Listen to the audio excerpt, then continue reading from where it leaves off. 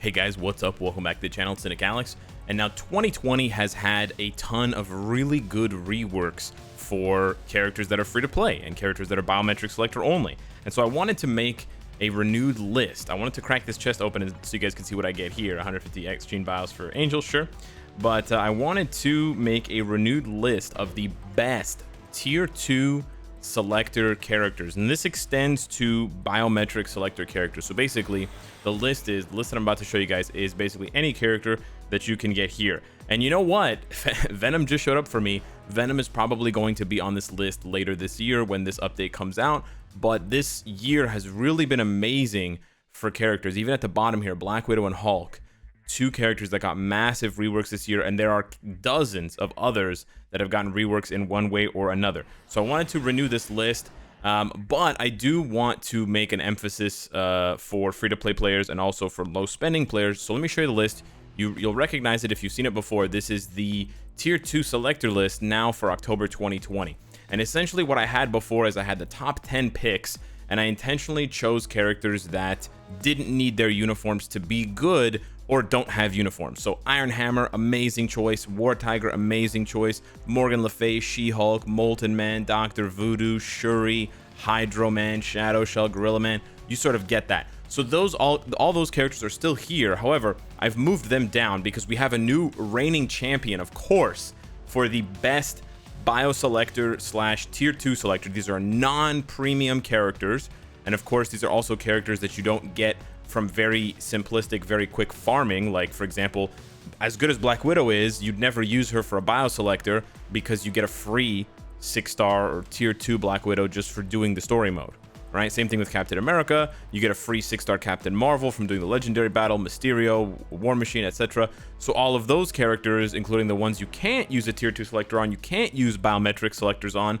would go here. The only sort of easily farmable character, I guess you could say, is maybe She-Hulk. And then the other argument you could make is for Human Torch down here at the bottom, but he's down here at the bottom. And I guess Phil Coulson as well, and Wasp, because they're available from the Dimension Support Shop Rift Token Exchange. So I want to talk about all of the new characters here, and I really like this list because it's got the pros of the character, it's got the cons of the character, it's got the availability, and you can actually see that the text is actually running over, so I'm going to unbold it. And then you've got the question, are they strong late game? Because some of these tier 2 selector characters are really good, like Iron Hammer, but in the late game he's going to fall off for you. So don't invest too heavily in some of these characters. You know, don't take Iron Hammer to level 70 necessarily. Don't give him all your best Uru or Odin's Blessings or a CTP, because he's a good striker, he's good for Shadowland, he's not bad for World Boss, but he definitely doesn't compare to some of these other characters. However, I will say this about Marvel Future Fight: as much praise as I'm giving them for reworking characters and all this good stuff, we've only had essentially 2 really good non-uniform characters that are free this year, and that's a bit of a problem. Now, you can argue about how free a character is if you can farm for them, like Phyla-Vell and stuff like that, but strictly bio-selector characters, we've basically only had this year Viper and Scarlet Spider, and they're there at number 1 and around number 14. All of the other new characters that have been introduced, Taskmaster's not even good with his uniform. His uniform's only for support. And then a lot of the characters, Dazzler, Thane, Red She-Hulk, you know, Morbius, all of these other characters are bio subscription characters. They're premium, or X-Gene subscription characters. They're premium characters, Mr. Sinister, etc. So they sort of balanced it out that way. This year has not really given us a lot of good free-to-play characters, brand new. But what it has done is free-to-play bio-selector characters like Medusa, Moon Knight, Hulk, Kamala Khan, Ghost Rider. All of those characters are so good now with their rework. So I had to include them on this list, despite the fact that right here, needs newest uniform, needs newest uniform, needs newest uniform, needs newest uniform, needs newest uniform. Try to say that 5 times fast. So it does, you know, there is a bit of a cost here involved if you want to get the absolute best characters. But the great thing is you don't have to invest real money, right? You just have to invest 1,000 crystals, or a little bit less than 1,000 on Black Friday, which is coming up pretty soon, in about a month. And then on the flip side, you get amazing characters. So that's why I had to include them on this list, because this year has just provided so many of these amazing characters. So yeah, Scarlet Spider's at the top there. He's a great support. You can see here, self-healing, Spider-Verse support, iframes. He's easy to play with a 3 combo one-shot. He has crazy burst DPS, and he's got all defense down. The cons, of course, for Scarlet Spider is he can die easily, and he doesn't have any immunity or invincibility skills like other traditional characters. But yeah, he's strong late game. Actually, this says BIOS. This is his availability, but he is strong late game. I wouldn't say he's extremely strong, but I would say he's very strong late game, and he continues to have value on my roster and on other people's roster, and probably will, because even if his value drops, if we get Spider-Verse characters like we're getting Spider-Woman, or if Spider-Man gets a new uniform, if 2099 gets a tier 3 or an awakening, boom, his value as a support buff for the Spider-Verse character will just continue to pay dividends. So he's awesome. Medusa is another one that's amazing.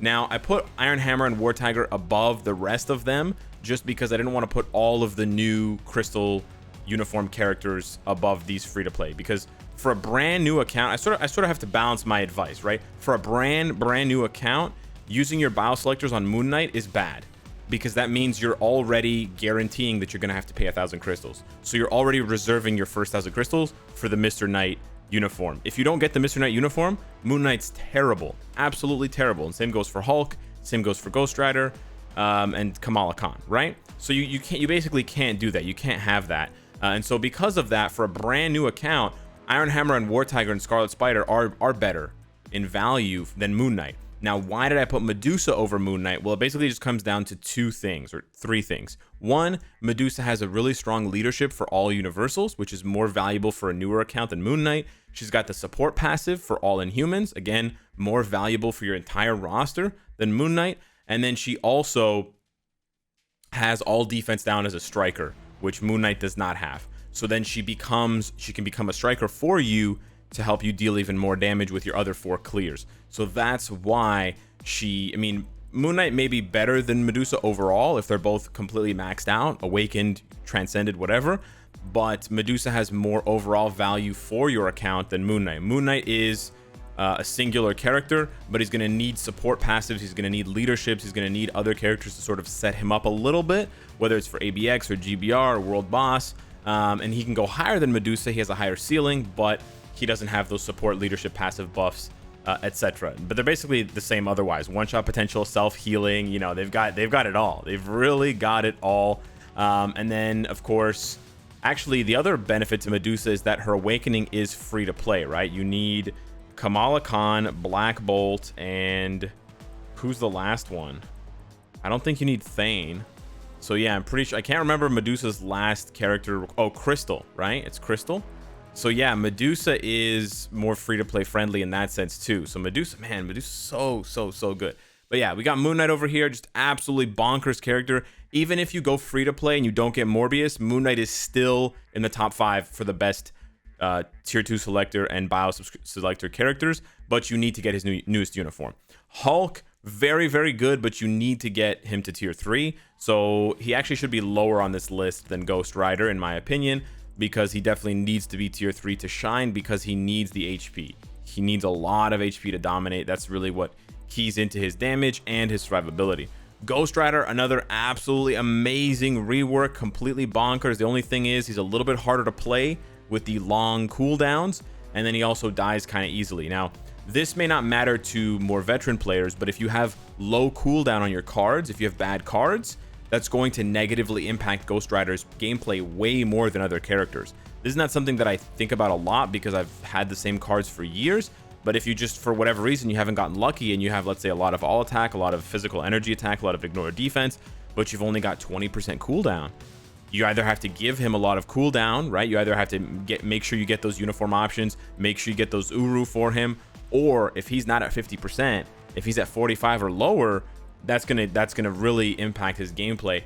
And then on top of that, if you are a PvP player and if you purposely set up your cards to have lower cooldown for conquest and these kinds of rotations, that could also hurt Ghost Rider's value. So his value is a little bit more dependent on your account, and so it makes it a little bit trickier, but he's still very, very good. And then we got Kamala Khan down here at number 9. It hurts me to put Kamala at number 9. I had to move Dr. Voodoo up because he's so valuable as a leadership, and knowing that Enchantress needs a uniform that costs real money basically puts her out of the running. And then White Fox, of course, needs that investment, the 2-month 1,500 crystal investment to get her to tier 2 in order to, or at least not tier 2, 6-star to get her her leadership. That makes Dr. Voodoo just so valuable. Best leadership in the game for World Boss because of how it interacts with all defense down, right? But Kamala Khan, so good. I really feel like she's still slept on. Really easy to play, self-healing. She's just a fantastic character.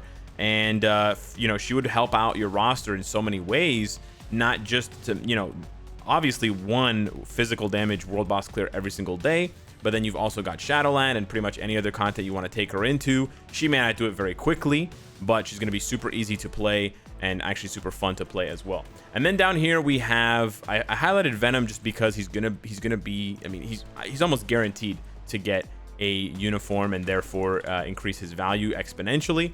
But yeah, he's not quite there yet. But Viper, another one who I think is a little bit slept on. Now, she can be a little bit difficult to play at times, and I have a new icon here, the little controller. It means the character is difficult to play. So I do think that Viper is a little bit hard to play because of targeting issues on her 5th skill. But otherwise, she's an excellent investment for your bio selectors because she has the rare poison damage leadership. She's a speed villain female, which is a super rare, super expensive typing. She has iframes, immunity, summons. She has paralyze, which is even more valuable now because of ABX, but she can also paralyze as part of her striker ability, I believe, for world boss, or maybe not. Maybe it's the poison resistance down striker, but she's a good striker for world boss, whether it's poison damage. Not that we have a lot of poison damage characters, but like you can combo her with Shadow Shell, for example, or if Green Goblin gets a uniform, or it's the paralyze. But yeah, good character for world boss, very rare. And then, you know, still valuable as a villain for your bio selectors. So yeah, I wanted to make this list again. It's called the tier 2 selector list, but I also just consider it as a bio selector list. And so, you know, just evaluate which characters you need, evaluate what you need out of these characters. But there's about 20 characters now on this list who are just going to be absolutely solid additions to your roster, whether it's for world boss, PvP, Shadowland, leadership supports, etc. And make sure you make the most of your bio selectors. We're getting more now than ever with Shadowland, but make sure you're getting the most out of them and you're building up the right characters. And then if you've already done all this, right, and you're like, well, this advice wasn't very helpful for me, but I watched the whole video to support you, Alex. Start collecting bios for future uniforms for some of these characters, especially the ones that are only available in bio selectors. So yeah, hit me up in the comments down below. Let me know what you think. Let me know what you think of 2020 for bio selector characters. Would you prefer if they continue to rework old bio selector characters like Ultron, etc., but then you have to buy their uniform? Or would you prefer that they release brand new characters, but then it just bloats the amount of characters that we have? The easiest solution to this, if they just keep reworking old characters, like existing characters, and they give us more daily crystals. But you know how Marvel Future Fight, you know how Marvel does their thing. Anywho, thanks so much for watching. Let me know down below in the comments, and I'll see you in the next one. Take care.